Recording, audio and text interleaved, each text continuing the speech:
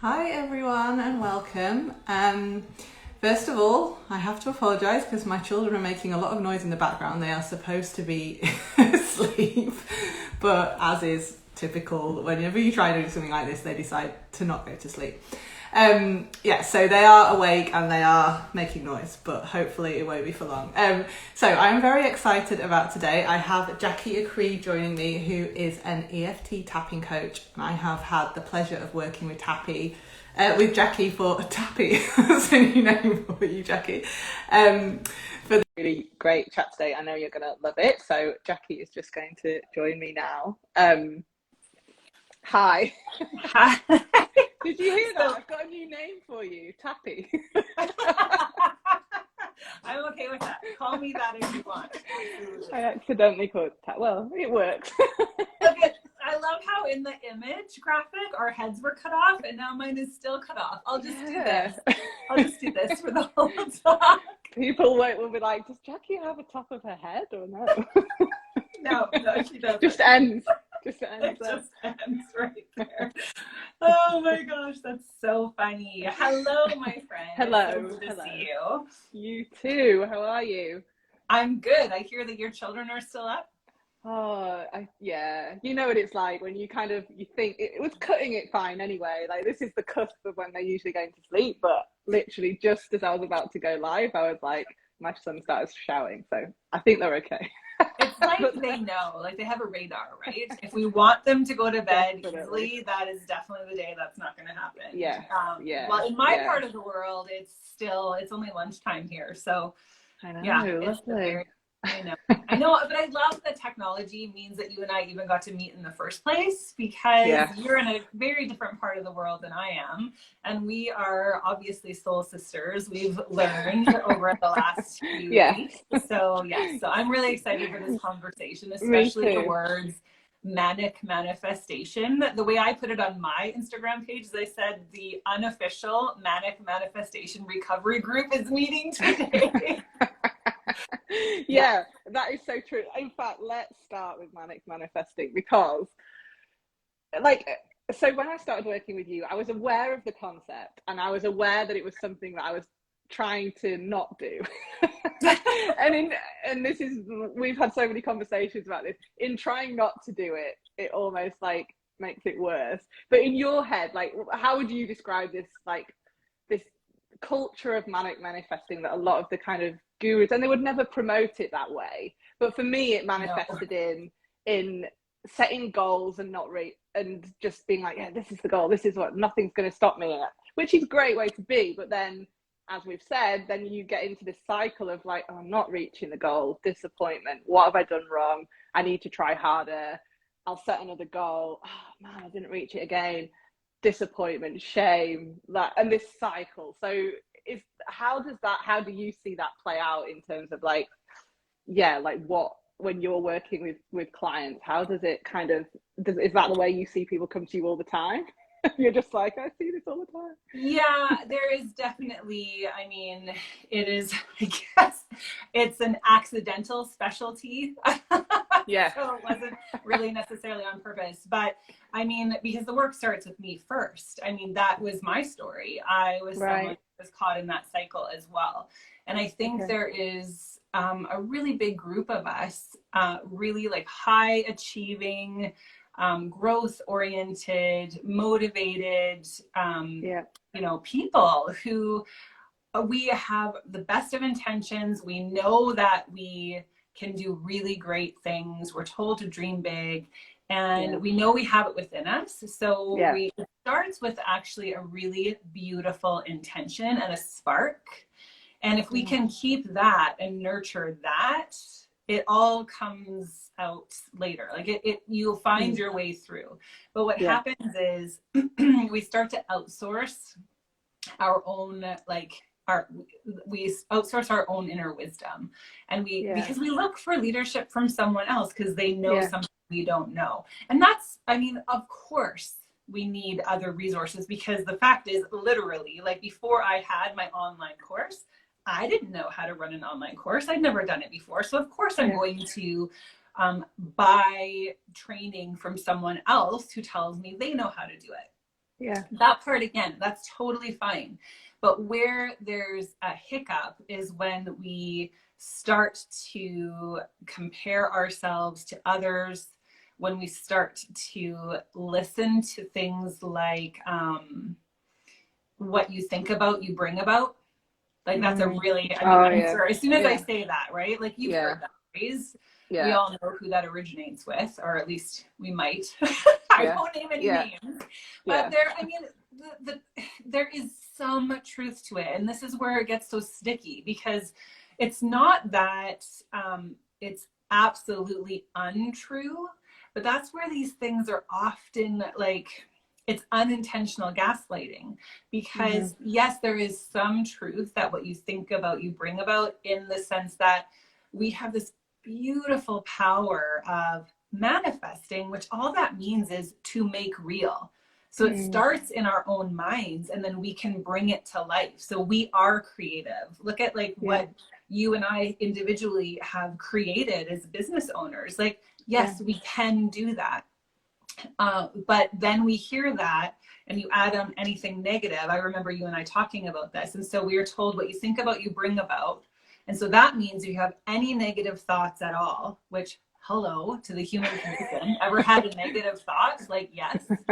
And so if you have a negative thought and then you aren't getting the results you want, it's because your thoughts are too negative. It's your fault. So get rid of all the negative thoughts, because what you think about, you bring about. Like, it becomes a very vicious cycle.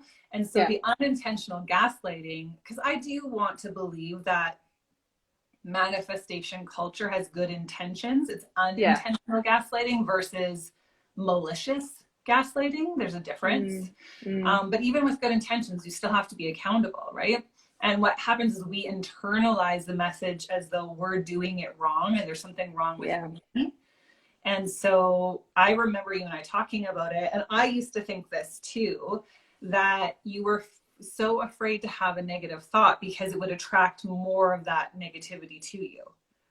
Like, God forbid we actually have a money thought that has any scarcity in it, because well, that's why we didn't have our $10,000 month. Obviously you had a scarcity thought about money and it's your fault. So what did you think was going to happen? That's the gaslighting. Well, what did you think was going to happen? You had a negative thought. So that's what I see happening. I see it like this beautiful start with this like spark inside of us. We start going down the path, and then along the way we start to get these messages that we internalize, that we can have, be, do all things with ease, right? Like it just can come to you. You're going to attract it to yourself. You can become a money magnet. And again, I'm not saying there is not some truth to that. Of course there is. I mean, it actually is very scientific, which we can get into if we want to today, but there's a part of our brain called the reticular activating system. And so all that means is that literally there's so much literally available for us to see right now in this moment that it would overwhelm us. And so our brain has a filtering system, and it filters what we tell it is important. And you can learn to make that work for you. So if you believe that it's hard to make money, then your brain will filter out any easy ways to make money. So that is true. But it's also true that we are human beings having a human experience. And when I personally go to the grocery store right now and I put all of my groceries on the little conveyor belt and then they start ringing them through, it's let's normalize the anxiety that comes when we're dealing with an uncertain global economy. And inflation is driving up the price of mangoes. Like, and they were already expensive. Mangoes cost a lot where I live. So I just imagine learning. like So what mangoes. Mangoes. I don't know why I picked mangoes. Could be avocados. Those are also pricey. So what I teach, as you know, is like learning how to be your own soft place to land. Listen to your own intuition, grow trust in yourself, and really building tolerance for all of the uncomfortable, the discomfort that we experience along the way. And really learning to like have fun and enjoy the process.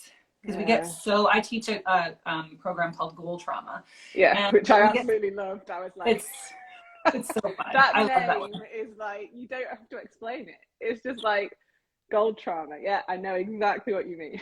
I know. And you're a copywriter, so that's good. That's a good feedback. No, it nails it. You do actually have to explain it sometimes, and anytime somebody says, "Well, what is that?" I'm like, "Never mind. You don't have it. It's fine." Like, yeah, if you know, you know. Yeah, it's definitely one of those. If you know, you know. Yes, and I certainly had goal trauma. Like, and you start to. What happens is the brain. Again, it's just simple biology. It's the way our brain works. When our brain processes the pain of rejection or failure in the same way that it processes physical pain. So when we touch a hot stove and burn ourselves, then the brain stores that information as like, well, don't touch hot stoves, like good information to have. And so now we've learned through a painful experience, we don't do that. The same thing happens when, you know, like you're visible. Like right now, you and I are doing this Instagram live, and if some troll comes on and starts talking about how ugly I am, that's really hurtful. And so you're visible in your business, and we know that it's risking something. And then you get burned, and the brain stores that as like, okay, well, being visible is not safe. So that's like a real, like, tiny example. It goes so much deeper than that. I mean, there, as women in general, it has not been safe to be visible, period. Just as a woman, you're already dealing with that one layer. There are other systemic injustices, or, I mean, there's race, like there's so much that really your brain knows intuitively that something may not be safe for you.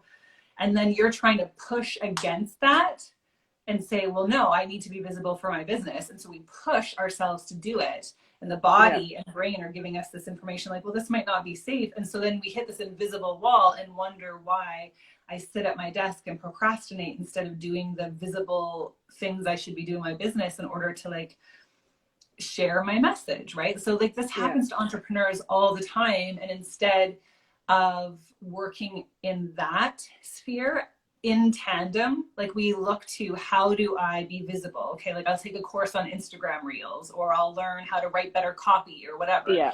We learn how to do those. We need those skills in business, and those are important. But we miss the support to make taking those actions more possible.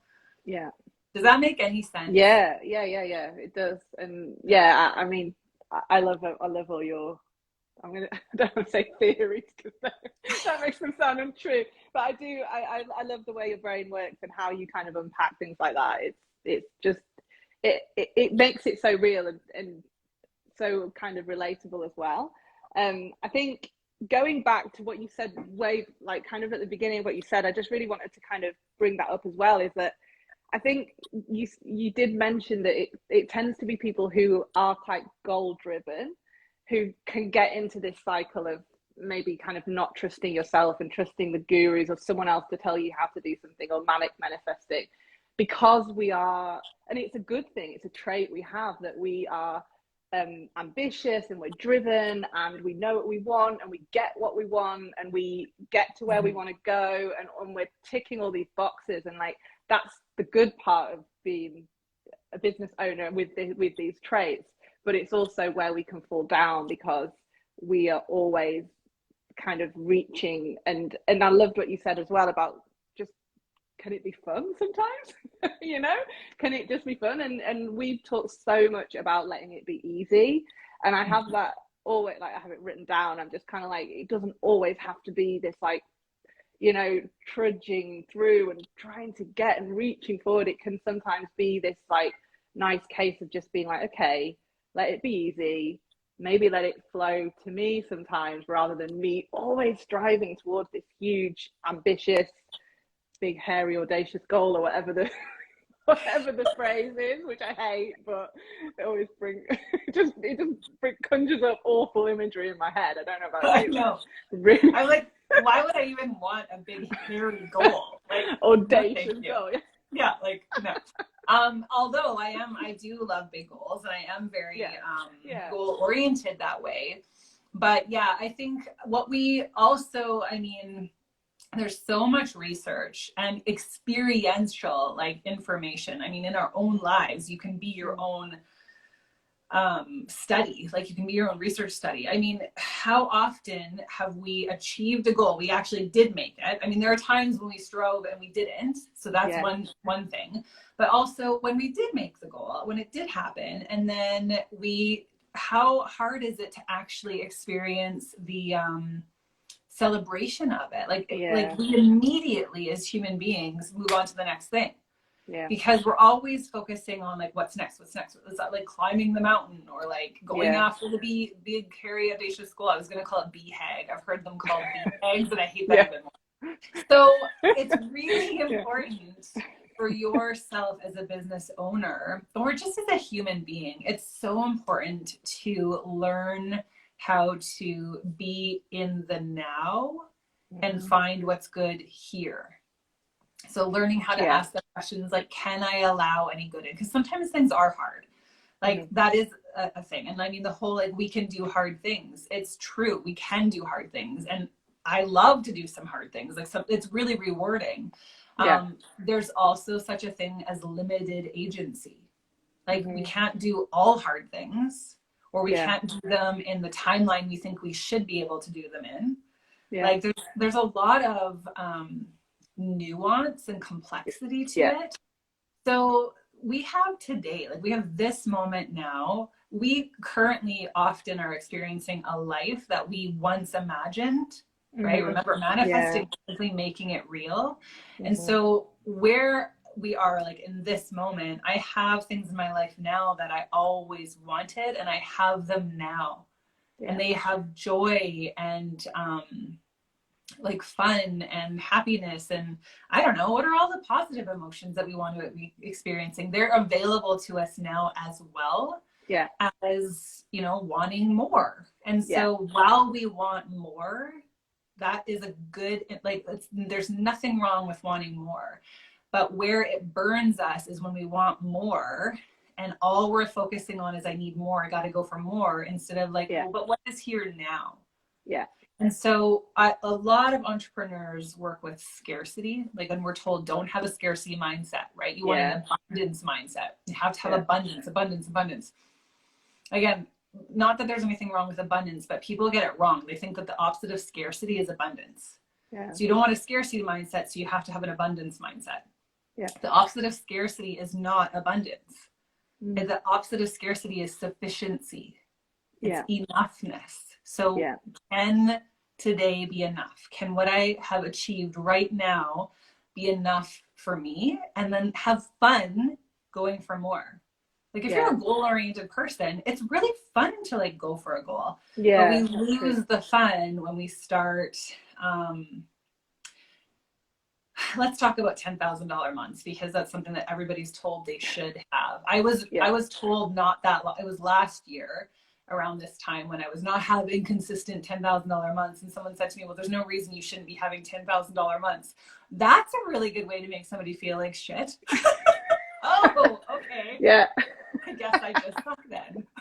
Like, you know, it's not like it is a it's a milestone that the reason here, this is interesting. This is why I think $10,000 months are a great goal to have, because there was a study done, and I'm assuming it's in American dollars. I'm Canadian, which means it's probably like thousands more dollars for us as Canadians, but, or like think about it in pounds. You have to do the conversion. But I think it was an American study, and it's around $120,000 is like the peak amount of, that's how much money you need annually to have like the peak amount of happiness. Because money, you know, you've heard money doesn't solve problems, all your problems, or money doesn't buy happiness or whatever. You know what? Money solves some problems. Like you can do a lot more, even just in your own nervous system, when your bills are paid, when you're at the grocery store and you can buy the mango, right? Like whatever it is, like there is some there is some security with having access to a certain amount of money. Yeah. And so the study was done, and apparently that number, that magic number, is $120,000. Anything over that, and you don't have any extra happiness. Yes, you have more access to more things, etc. Yeah. But Yeah. you don't have any more happiness. Your experience yeah. is Yeah. better. Yeah. So if you do the math on that, that's $10,000 months.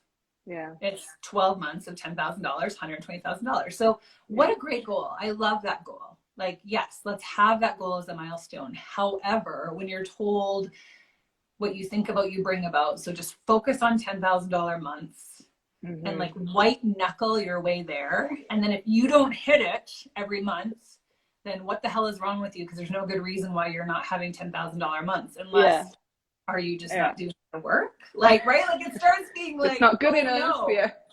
And so then your brain starts to offer you like, well, what am I doing wrong? Like, where's the lack? And then immediately, this is the manic manifestation cycle. Then it's like, oh, don't think that, because I'm going to attract more of that. And then we start, and it is really a downward spiral. And it takes us out of the game. And it's a game. It can be fun. So set the goal. If that's a goal that motivates you, have fun moving towards those $10,000 consistent months. But watch for any unintentional or intentional gaslighting that's coming from anyone else, but also from ourselves, because that's the biggest risk. Is we internalize those messages and we turn them on ourselves. And the 100%. self-critical voice, it's self-judgment, it now is going to create so much shame, which I know we don't love that word. Like nobody wants to say like, I feel shame, but we do. It's part of the human condition. And you can't escape that. And actually, again, research-based, this is from Brene Brown, one of the indicators of a shame-resilient person, meaning you can experience shame, but you bounce back from it, you're bouncy with the shame, is actually naming it and talking about it. So I don't love saying like, sometimes I feel shame, but I have to be able to talk about it to create the bounciness. So I have that elasticity in myself. Otherwise, we're really brittle. And sometimes we feel shame. It's okay. Yeah, definitely. And I think like you're right. It's a triggering word because it's very, very emotive, and it almost feels too big for the emotion. But actually, when you strip it back, that kind of is what it is. And you know from working with me, like I was the $10,000 goal queen. I had it, keyboard, phone password written on my stick. I was like, this is it. And you know, and the gurus had said, well, that's your energetic set point. So therefore, that's what, you know, and that, why is my energetic set point not at 10,000? And I just couldn't, and it was just a spiral everywhere. So and shame is the triggering word, but it kind of is right. Because it feels shaming if your energetic set point is less than $10,000 a month. It's like, so I don't think I'm worth $10,000 a month. What's wrong with me? So, and you know, it's even that energetic set point kind of makes me laugh. I'm the queen of what I used to do years ago before I do the work that I do now. Like, so because how I came to this work is I used to be the queen of like, I wrote my affirmations on cardstock and then laminated them and then put them in my shower. Like I was white knuckling those affirmations. I was like, because that's what they said. Like you repeat your affirmations until you believe them. Well, it just didn't work, because that can work to a point. So if anyone's feeling like, hang on, is she saying affirmations aren't a good thing? I am not saying that. I'm saying there is always room for more. So it's affirmations in and of themselves are not a problem. But when we're told to just white knuckle the affirmation until you believe it, when the truth is you might not, it's like you're trying to you're using the prefrontal cortex part of your brain that knows that affirmation can be true.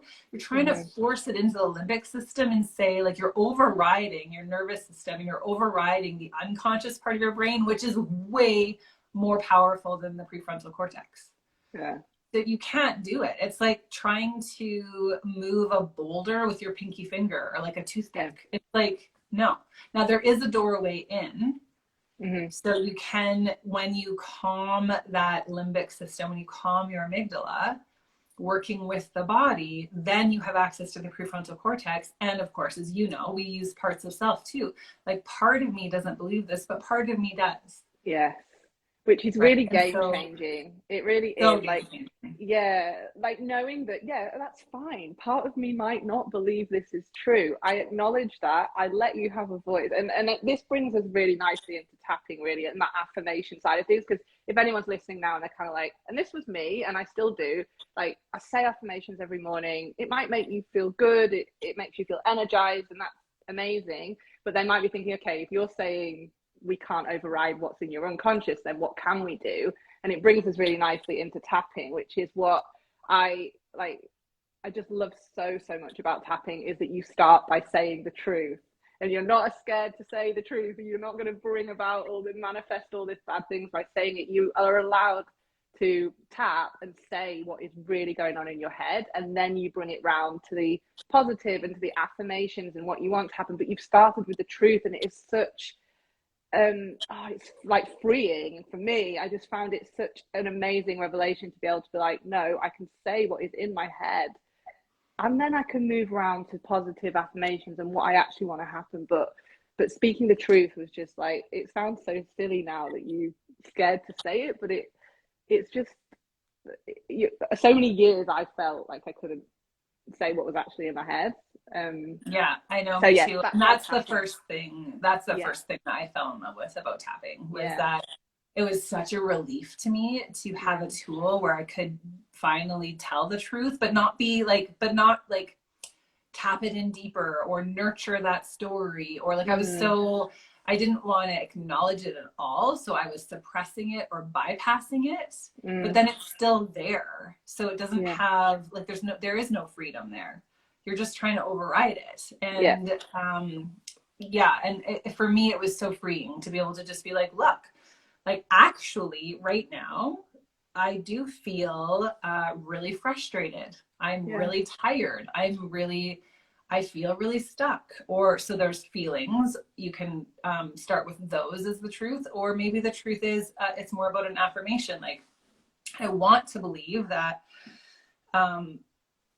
I'm eventually going to hit these $10,000 months consistently, but part of me is kind of worried. Like, I've been trying to get there for a long time, and I'm not really sure what to do next, or part of me is afraid this might never happen for me, or part of me is wondering what I'm doing wrong because all of these other people haven't figured out, like, what are they doing that I'm not? So you are acknowledging anything that isn't fully aligned with the truth of the affirmation. You're acknowledging that there's a part of me that does have these feelings or these thoughts, and then it's bridging over to then what's next, right? And as you know, that's been part of our work together. And you can do that in a one-on-one session for sure, or you can do that through group work. It just depends on what works best for you. It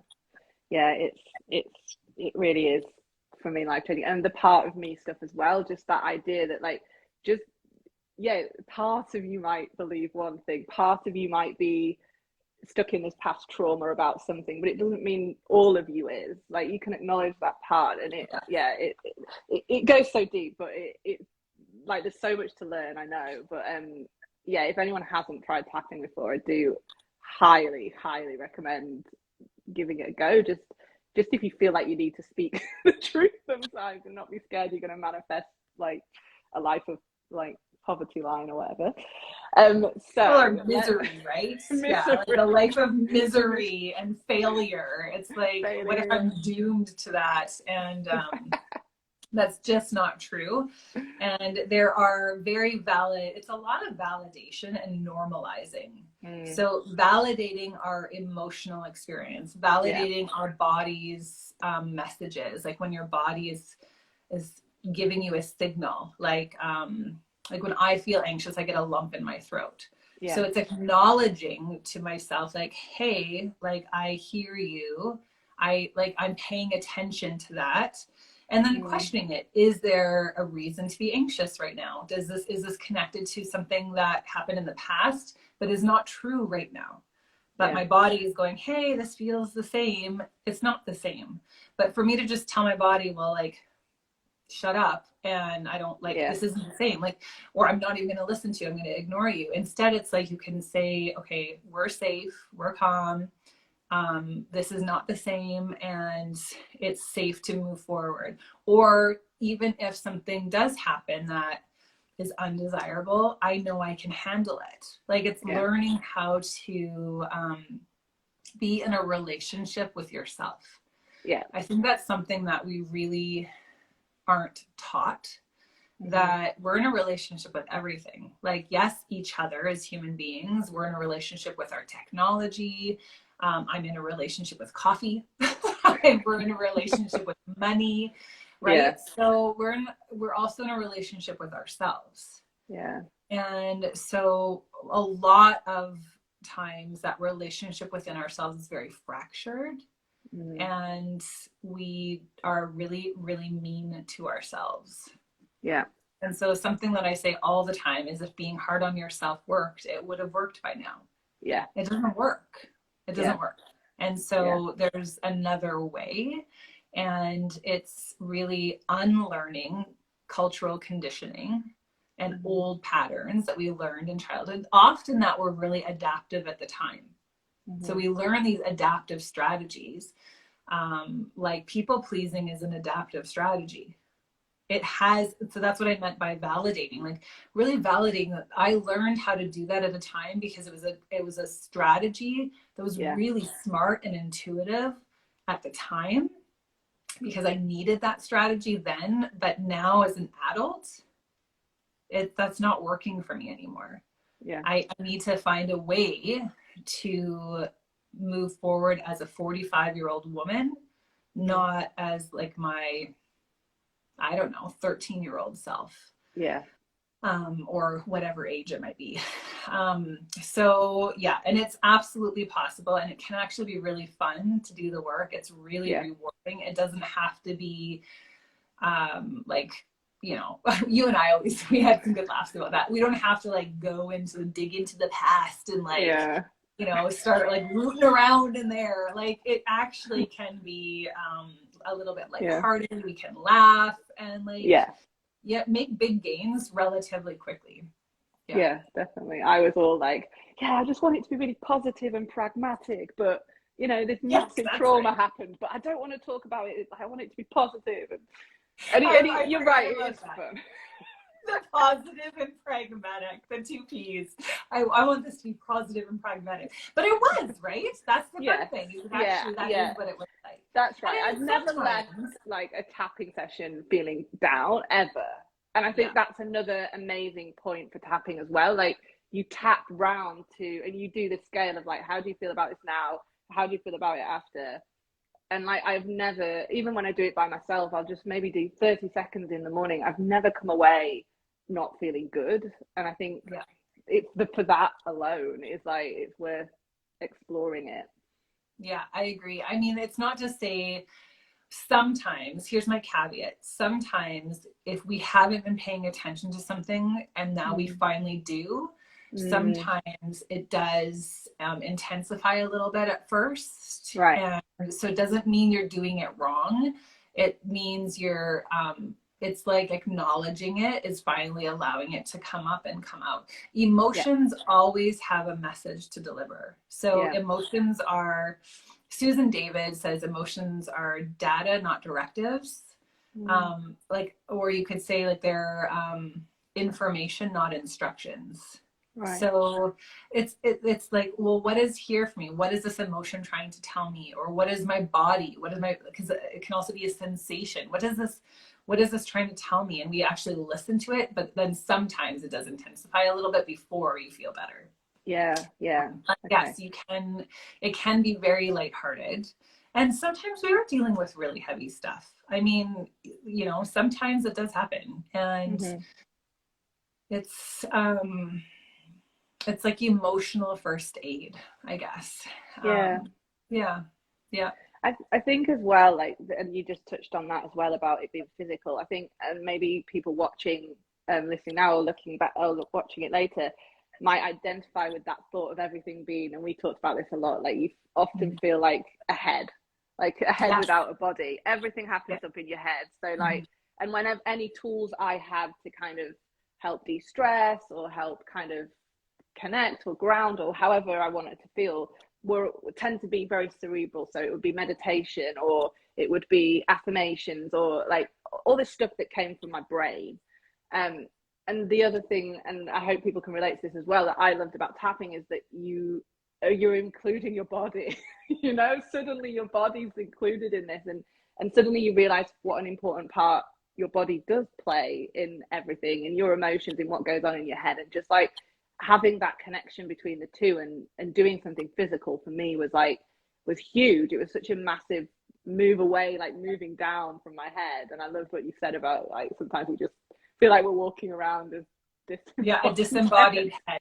Yeah, it's like that's what I used to that's how I lived like the first almost 4 decades, like 3.5 decades of my life. I lived like a disembodied head. Yeah. And the most important things about me were all up here, and I was trying to control everything through my thoughts. Like if you can control your thought, you can control your feelings. And if you can control your feelings, you can control your behavior. And if you can control your behavior, you can control your results. Yeah. So I'll just control the thought, and then that's how that works. Yeah. Again, it's not that, this is something people get wrong about me all the time. I am not saying that your thoughts are not important and you shouldn't ever worry about that or think about that. Think about that. That's funny. Irony, a little bit of but they're not the only thing that's important about you. And if you ignore yourself holistically, then you're missing a very significant source of information and power. So like self-empowerment culture loves to talk about mastering your mindset. Yeah. And that's why you and I were doing that. Like I did that too. I was all about the affirmations and the meditation and the visualization and the vision boards, and then like just nurture all of the stuff that I want. Only focus on what you want, because you don't want to focus on what you don't want.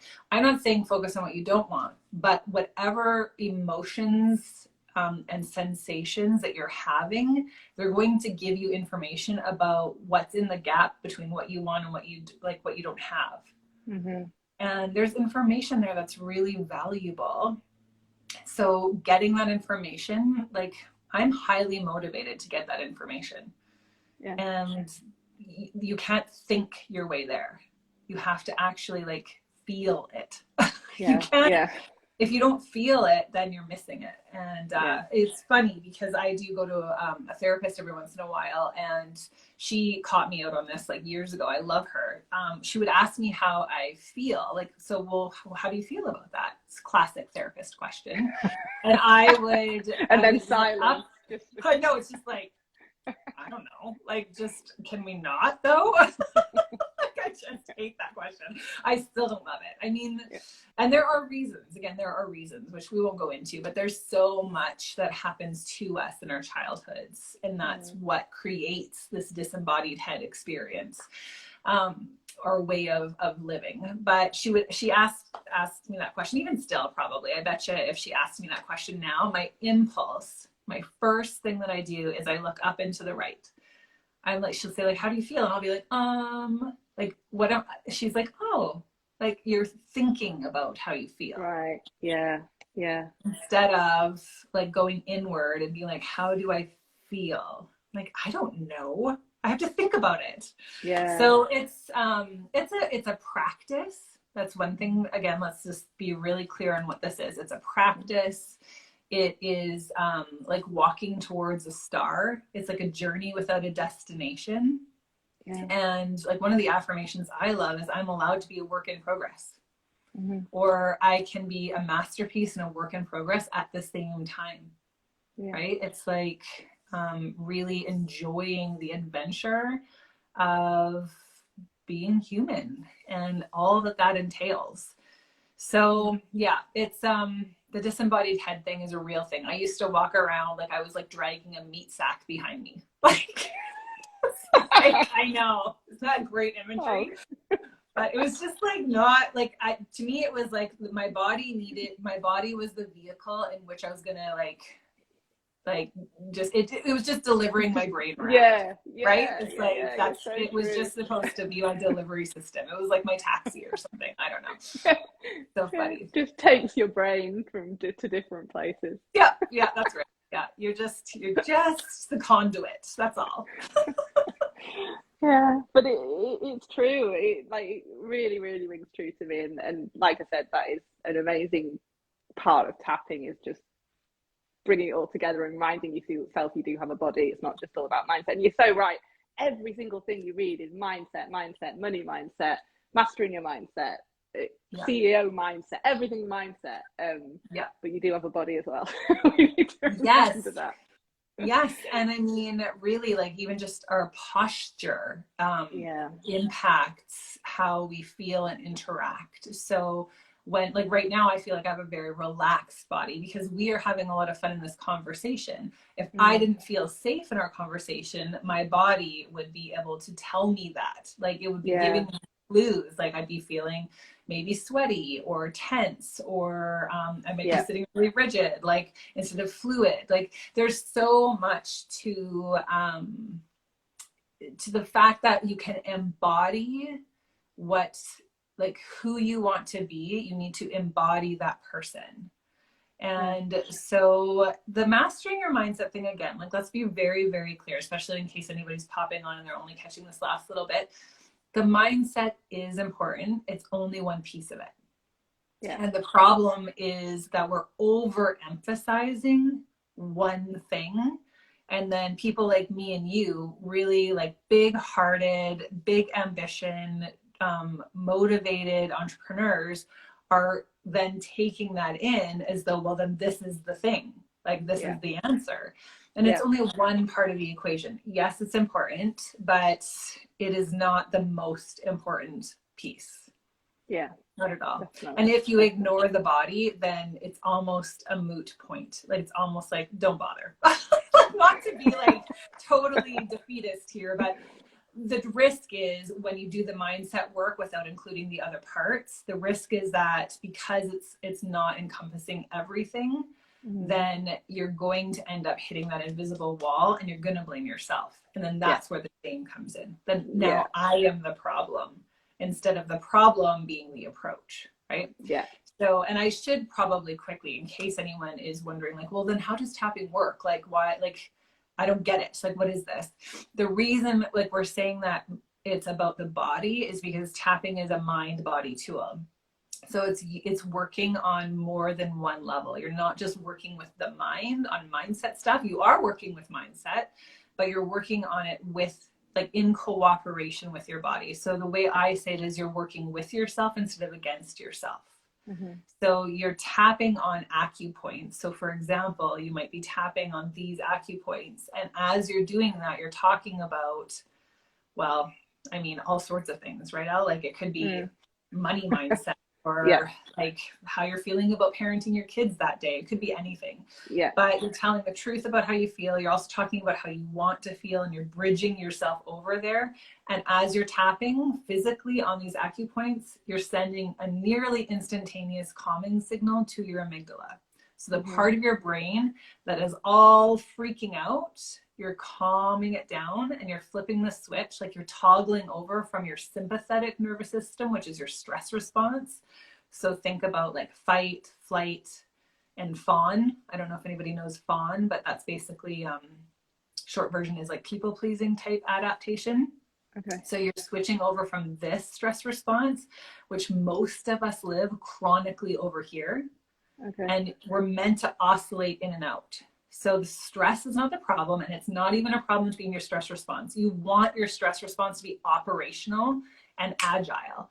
Like right now where I live, it's been blizzarding. We've been body slammed into November. I do not even know what happened.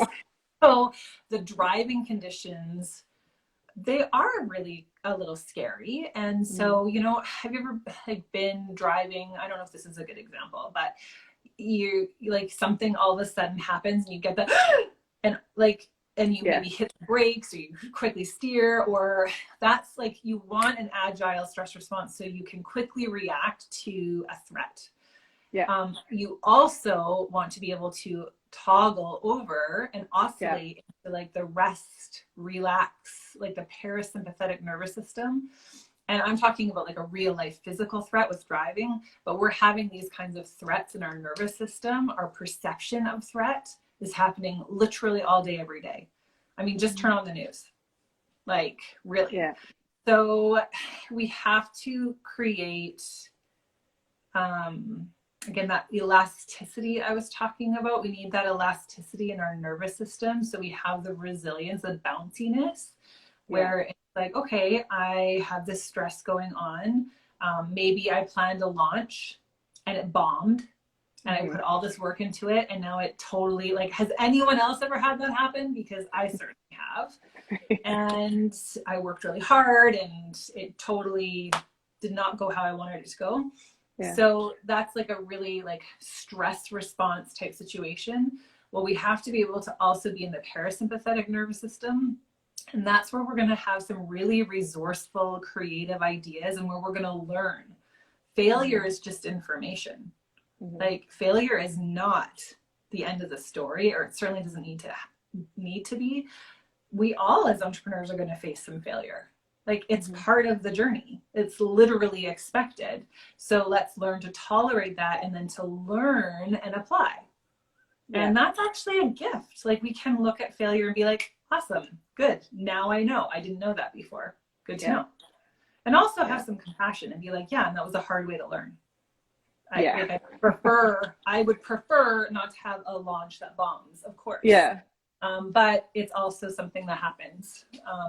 Or if it's not that, then what? Like, you know, I don't know. I had a client ask for a refund, and that really sucked.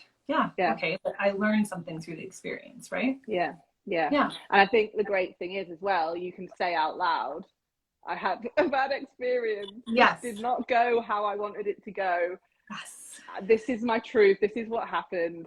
And then you bridge over to what you want to happen and what you hope happens and what you're grateful for of that experience that happened, without being like, oh, I can't mention that this happened, because then I'm going to manifest it's going to keep happening again. If I mention that a client asked for a refund, that means all my clients are suddenly going to ask for refunds. Like, that is the mindset that a lot of us are trapped in. Whereas what we're saying is like, say it. It means something about me or my future success. But it means something. Like, we are meaning-making machines. As human beings, we have to live in a narrative. And so that's powerful, but let's create a narrative that feels really good and that's supportive. So, like, the meaning, when a client asks for a refund, here's some meaning for you. It's like, good for you for having an offer that someone paid for and could ask for a refund. The fact that you even had an offer that someone paid for, sure, they asked for the money back, but what does that even mean? Maybe, like, a lot of people are like, want to say like, well, it doesn't mean anything about the offer. That's just about the person. It might be, like, totally, that could be one piece of information. But sometimes, there's something about the offer that maybe we need to learn. Like, maybe it could be like, oh, I thought this, but actually that client is telling me this, and that's actually something I want to now apply going forward. It can be that. Like, there's so many different reasons. I was listening to a podcast just the other day, and this entrepreneur was talking about her refund policy used to be, it was long. I'm trying to remember. Let's just pretend it was about a month. And so a lot of people were buying her offer and then setting a reminder, and it was a no questions asked refund policy. And they were buying her offer, setting a reminder, and then the day that it was going to expire, they were like submitting for their full money back. But they had been in the program. Like, she can, you know, you can see people are showing up to you. So they were getting value, and then they were asking for a refund. So, like, your body, your nervous system, they're going to give you information about that, and you can listen to that and then make a decision from your prefrontal cortex based on that information. It's like, it would be so easy for people to override that and say like, well, no, like, you need to be generous, or no, like, whatever it is, we try to like talk ourselves out of it. but your gut, like your intuition, is going to tell you something. And if it's not feeling good about what's happening, there's a reason, and that reason might be something you want to know. And then you can change. Like we can always change our minds. We're always learning. And like that's what I mean by information. You will have a sense inside when something is not aligning, and going inward and outward is helpful. Like, yes, we can ask for input from people that we trust, or other experts, or even gurus, like whatever word we want to use, people who may know more than we do. We can ask for that advice, like, sure, from entrepreneurs that we admire and respect. Also, you might already know the answer. Yeah. And so what feels right for you? And there's like an inner knowing. Yeah. And it doesn't always make sense. It doesn't have to make logical sense. Yeah. We can learn to trust our own voice. And it's very interesting to see where it guides us sometimes when we listen and attune to that. Yeah, definitely. It's a practice, like you said earlier, it's a practice. It's kind of practice, and it's knowing where yours shows up as well, which is something we talked about, where I obviously listened to the people told me that to listen to your intuition. You sit down, you ask in your head, what would you have me know, or whatever this question is. And I was like, well, my intuition doesn't talk to me, because I've tried it. I sit and I ask, and then through conversation I'd be kind of like, oh, and I realized as I was running the other day this, or I realized when I was cooking, and then what we talked about was like, actually my intuition was coming through during active rest, or during times when I wasn't just sat meditating or sat asking my mind for it to come through. It was coming through at different times. So it's that as well, just getting to know yourself, and just know when things show up for you is not going to be what you read in a book of when it should show up, or what you listen to in a podcast of when it could show up. And it's just getting to trying out those different things and practicing and seeing what works for you, which is because I mean, really, it's like a lot of times we're reading these books. That's something we haven't talked about yet. Is the Miracle Morning Routine. Yes. Right. So I wanted to come to that next. Yeah. Before we wrap up, we have to talk about the Miracle Morning. We do have to talk about that. Okay. So look, again, I am not saying that the Miracle Morning is bad. I am not saying that. So let's start there and then keep going. If the Miracle Morning is something that works really well for you, then do it for sure. But we're often being prescribed something as a solution. Like the whole, like, I studied the habits of 100 millionaires and this is what they do. So then now as a woman, like, who were those millionaires? How many of them were women? Because often they're men. And you know what? They are not the primary caregiver in the home often. And so we're like, this Miracle Morning thing, well, it may not work well for someone who is getting their sleep disrupted all evening, all night, like from a sick child, or just from a kid who doesn't sleep well. My kids slept terrible when they were babies. And then when my kids were babies, I was trying to do the Miracle Morning routine. Yeah, same. And get up at 5 a.m. and be like, okay, I've got an hour. I better like do my little bit of physical exercise to get the body going and the blood going. Okay, I gotta do that first. And then I gotta write out all my affirmations and then journal and do my meditation. I was perpetually exhausted. But I really did think like, well, this is what they say I need to do in order to be successful. I have to start my day like this. Like, so I really tried to do that for a considerable length of time. And I'm a morning person, just like to be clear. So I actually like getting up in the morning. But I'm a highly sensitive person. The way I like to get up in the morning is to enter the day gently. Yeah. So instead of body slamming myself into the day with this Miracle Morning routine that just did not work for me. If it works for someone, like I'm saying, do it. But if it doesn't work for you, which it did not work for me, then what happened is like I turned it on myself as though, well, then I'm not going to be able to be successful because I have to be able to do this. Yeah. And if I can't do that, then now what? Like I'm starting my day behind. right? It's like, God Yeah. forbid you actually like decide to sleep in for once. Like, nope, get up and get at it. I like to start the day gently. I really love to start the day with a hot beverage. Coffee is my favorite, but if you're a tea person, like whatever, like, and my routine actually varies according to the seasons.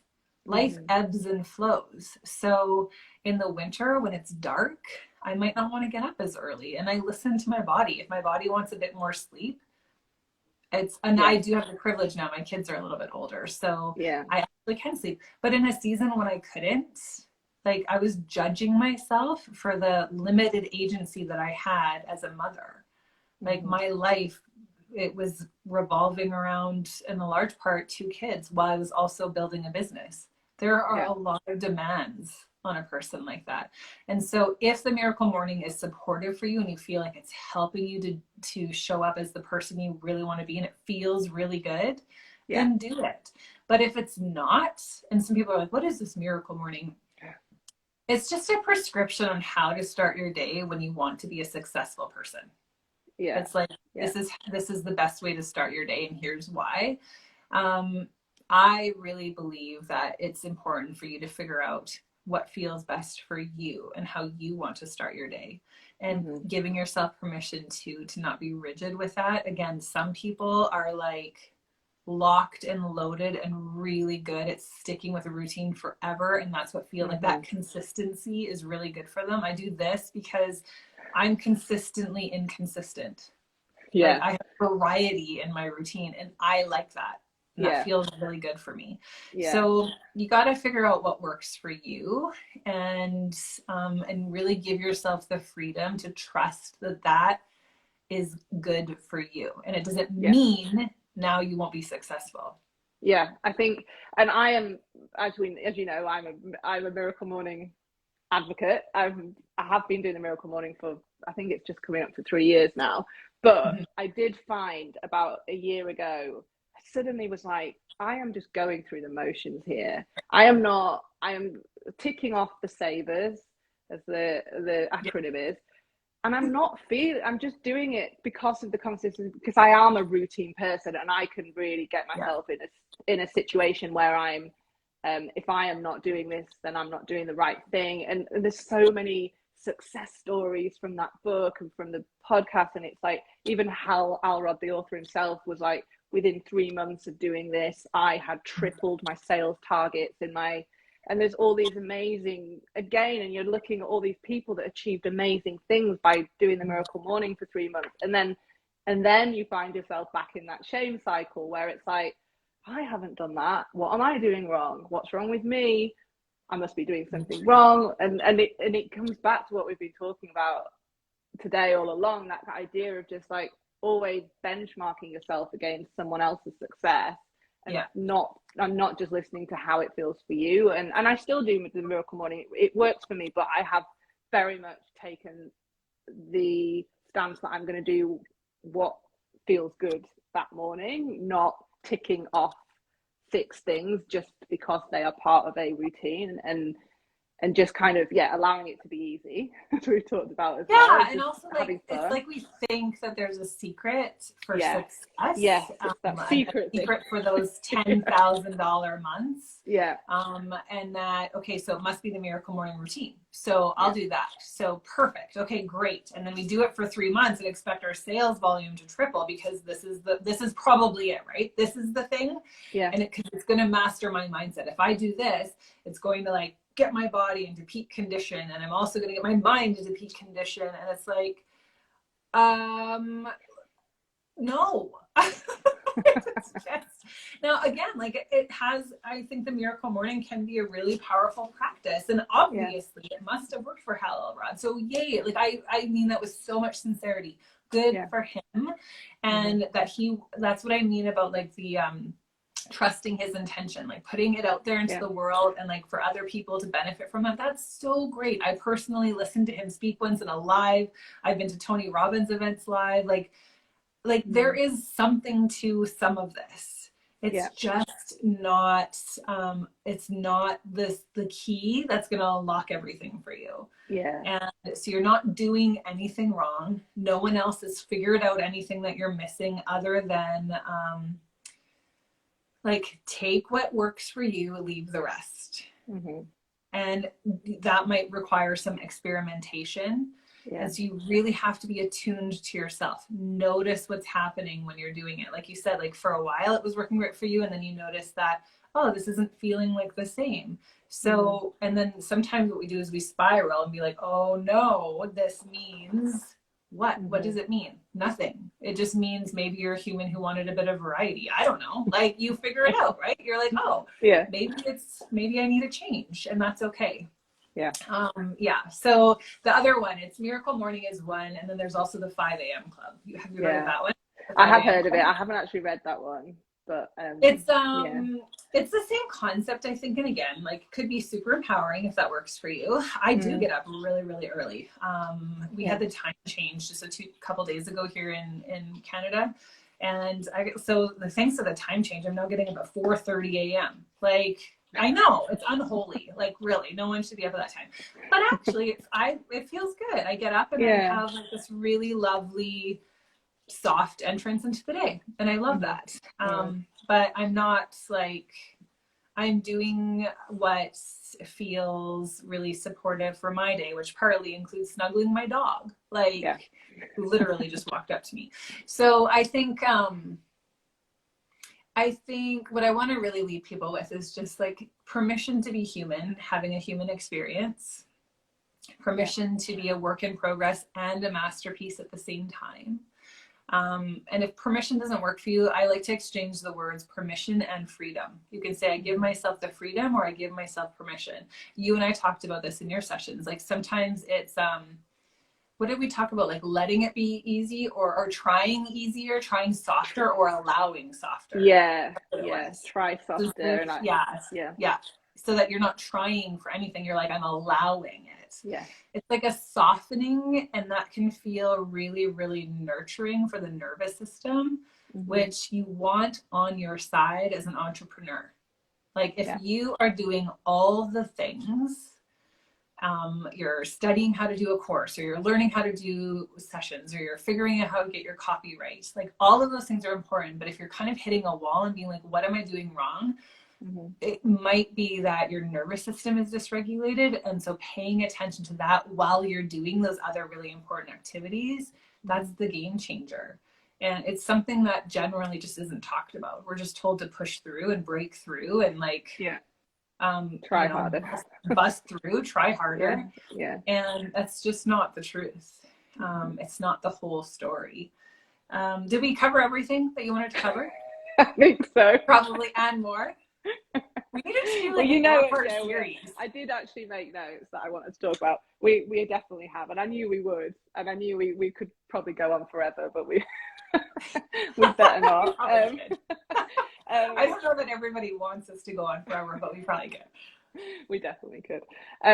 So like, my introduction to you was through your tapping taste test, which I thought was amazing.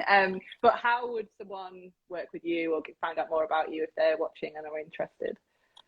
Okay, so the tapping taste test isn't currently available. I only do those sometimes. Okay.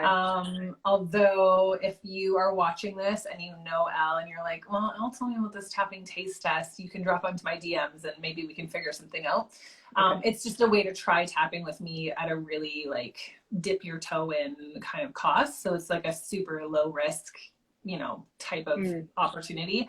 And it will come back in the future. So if now is not a good time, but you're like, I kind of want to get in on that in the future, then just follow me on Instagram / I'd say more so get on my email list, because we all know social media is fickle and who knows what the algorithm will do. So I definitely love writing my email list. I get comments, like I get replies to my emails literally every time I send an email. Somebody sends me something about like, that was really funny. Usually they're laughing, and then also it's helpful. But I love to laugh. I think laughter is so healing, and we can be lighthearted while we're doing this big work. So I'd say hop on my email list, and you can do that. Let me think. there's an easy way to get on there. So we can share a link probably below for that. But the other thing I'd say is if people want to try tapping and they just want to give it a go at like with no strings attached. So you don't have to meet with me personally and you don't have to pay for it. It's free. You can just try my free tapping session and just give it a go and have your own experience with it. Ironically, since we're talking about the Miracle Morning or the 5 a.m. Club, the session that I created as my free session for people to give it a try, it's a start your day calm, clear, and grounded. So it is a morning session. Oh, okay. It's intentional because most of us, like if you are an ambitious, high achieving, goal oriented, entrepreneurial type of person, most of us have some kind of morning, like we want to start the day with a lot of intent, right? Yeah. So you don't have to be a morning person. You don't have to be into any of that. You can do this session at night, but it will help you to release any like stress or tension or anxiety or overwhelm, any of that mental load you're carrying. It helps you to shift from that to feeling really calm and clear and grounded, like lots of intention as you enter your day. And it's only 10 minutes. It's, I was going to say quick and dirty. It's quick and clean. So I'd say start there. I'd say give that a try and see how you like it. And then that pops you on my email list. If you do want a tapping taste test in the future, then people can give that a try later. But this is like an easy, zero risk, do it on your own kind of try. Okay. Yeah, I would highly recommend it. And I'm one of those people, I've tried everything. We've talked about that before. We've both tried everything, try it all. And I wasn't skeptical about tapping, but I wasn't like, I didn't think I was going to have some sort of, mountaintop experience. And I've found it so beneficial purely, if nothing else, just to include my physical body with my head. As we've talked about in this session, if someone's just joined, that's going to sound weird, but just reminding myself I have a body is a good thing and not being stuck in your head. So if for nothing else, tapping is good for that. I mean, for me, that was huge. And then also, finally having that permission to acknowledge anything that wasn't what I wanted to be thinking and feeling, but I really was. Or not just acknowledging it. That's when we're conscious of it. The other thing is, and we had this experience in your sessions too, where lots of times there's actually something unconscious going underneath the surface that we actually don't know. Like we don't have any awareness of it. And so when you use tapping as a modality, you really do get insight into, like that